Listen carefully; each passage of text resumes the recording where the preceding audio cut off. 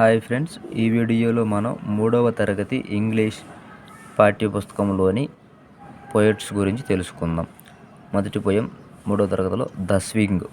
దీన్ని రచించినటువంటి పోయిట్ వచ్చేసరికి రాబర్ట్ లూయిస్ స్టీవెన్సన్. ఈయనని ఆర్ఎల్ స్టీవెన్సన్ అని కూడా చెప్పుకుంటారు. ఈయన వచ్చేసరికి స్కాట్లాండ్ పోయిట్ అన్నమాట. నవంబర్ 13, 1850లో ఎడిన్బర్గ్, స్కాట్లాండ్లో జన్మించారు. అదేవిధంగా 1894 డిసెంబర్ 3న మరణించారు.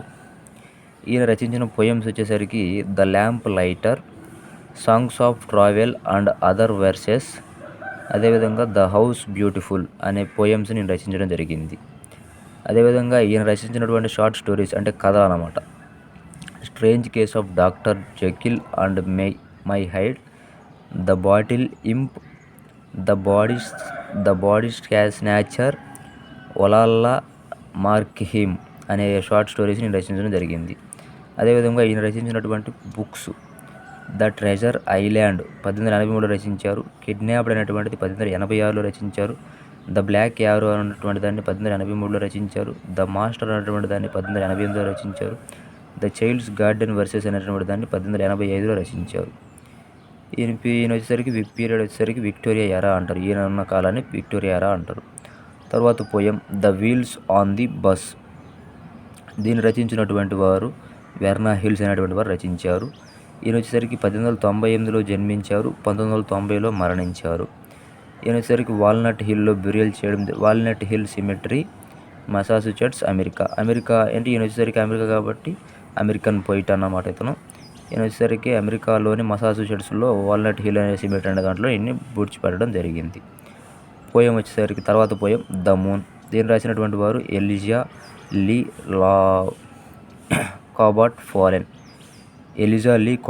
అనేటువంటి వారు రచించారు.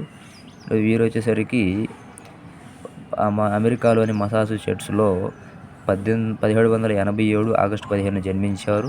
అదేవిధంగా 1860 జనవరి 26న మరణించడం జరిగింది.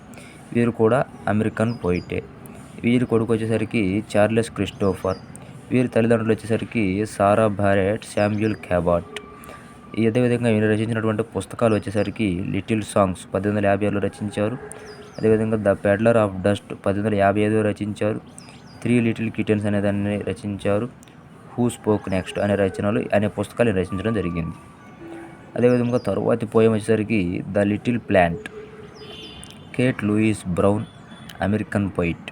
1857 మే 8న ద లిటిల్ ప్లాంట్ అనే పోయమును కేట్ లూయిస్ బ్రౌన్ అనేటువంటి వారు రచించారు. ఈయన అమెరికన్ పోయిట్.